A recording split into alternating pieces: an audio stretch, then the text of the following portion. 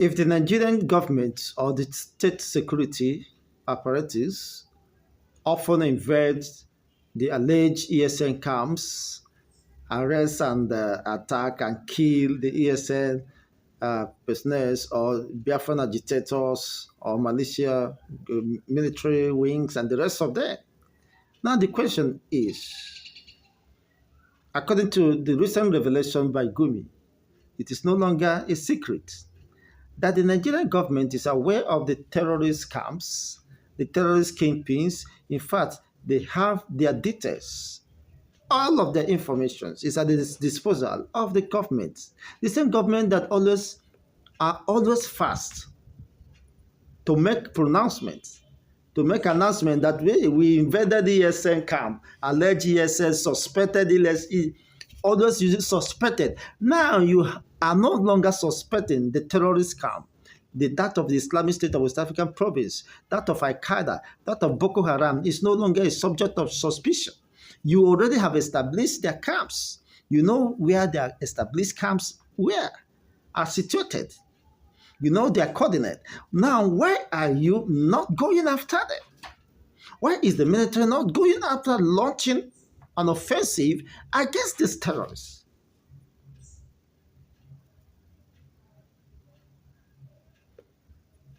Why the conspiracy of selective judgment or selective operations? You know these people, for more than 2 decades, they have brought so much pain, agony on the Nigerian communities, on families. I mean, they have done so much. You can imagine, in a country where not less than 6,000 ordained ministers, pastors were killed, not less than 20,000 churches. You know the implication of that. If 20,000 mosques should be destroyed within the northern region, you know the implication of that. I'm not saying this, of course, to create religious sentiments and the rest of the argument. No. We are living in a country that is built on falsehood, denial of the reality.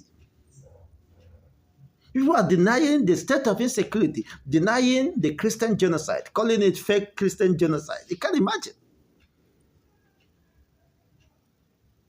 What is genocide?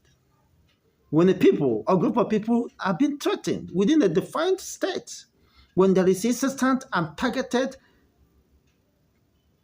systematic and well-programmed attack targeting certain vested individuals.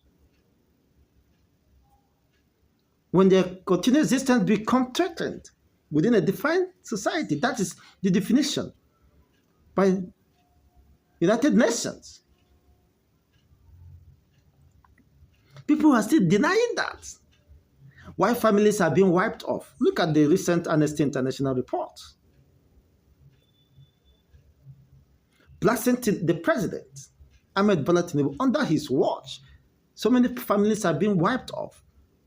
These are not just civilians, including military personnel. In fact, I have lost count of the number of times the military camps have been attacked in the last 6 months. I have lost counts. In fact, Nigerians are wary of this unfortunate mishaps, happenings. How do we get here? How do we eventually get to this point of denial? The evidence of conspiracies and, of course, meeting being held to attack Christian communities, to diminish the Christian influence in Nigeria and the rest of them, all these things are playing out in the last close to 2 decades, and people are still denying, even when there are documents of such meetings and manifestos or memos, of course, and the people are still denying. The U.S. is aware, of course, and in possession of those documents, which no one can deny. Most of those indicted, of course, of being complicit to this are the ones attacking U.S. government and the rest of them, trying to cover up for whatever they knew better and cannot deny the reality.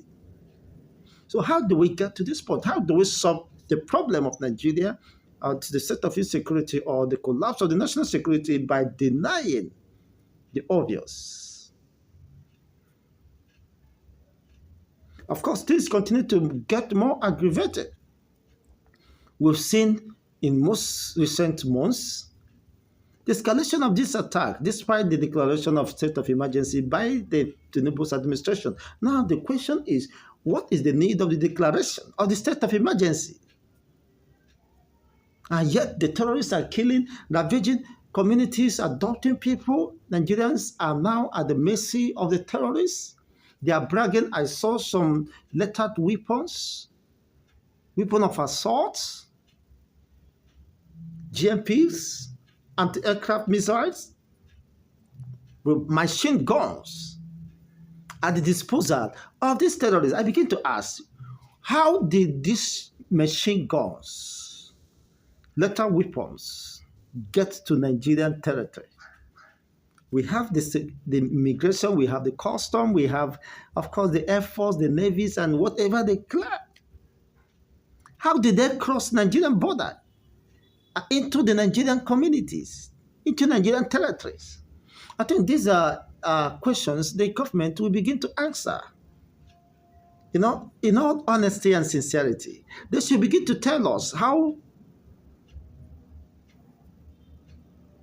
were they able to supervise the compromise of the Nigerian security, the security of Nigerians. They are saddled with the responsibility and they took an oath of allegiance to defend the territorial integrity of the Nigerian state. How comes under their watch the state national security is collapsing? Nigerians are being threatened, are being exposed to such level of vulnerability at the mercy of these terrorists. Look at the trending news.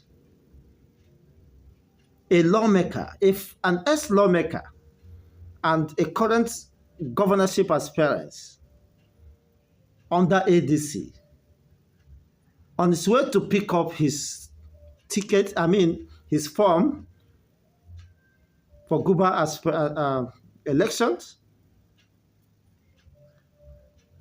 he run into these terrorists, whether it is arranged, in fact, nobody can tell whether it's political driven and the rest of them. They collected ransom as usual, and they still killed him. Tragically, they killed him mercilessly. Nigeria happened to him, a former lawmaker. Now, if this could happen to such caliber of person, who then is safe in this country? That is the question. It should be the concern of everyone, not just selected few. If the Nigerian military are being ambushed and massacred in the recent attack, and some people are calling for it to be covered up, rather than finding a pathway to an end. Look at a sitting governor accusing that some military personnel, security personnel are aiding terrorism, are aiding criminality. Plateau State governor, even Katsina State, Governor Diko also exposed this, that having a high-profile security meeting and it was leaked to this same terrorists. He was shocked at the chief security of the state. Which means within the security operatives, there are moles. Within the society, of course, where they operate, there are informants.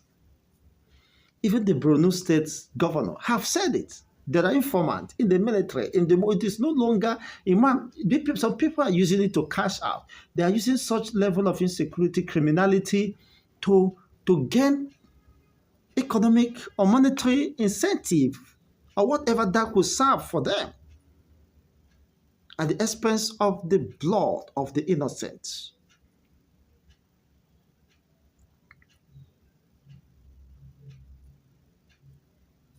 Let me have your take on this development. Don't forget to follow us, subscribe, and of course, give us a thumbs up. While you make use of this comment section, let us know what is your own take. It's the business of everyone, whether you are living outside or within the Nigerian state, you have a responsibility as far as humanity is concerned to make your own contributions. How do we get out of this woods, out of this criminality, out of this national calamity? It has become a national calamity. How do we get out of this?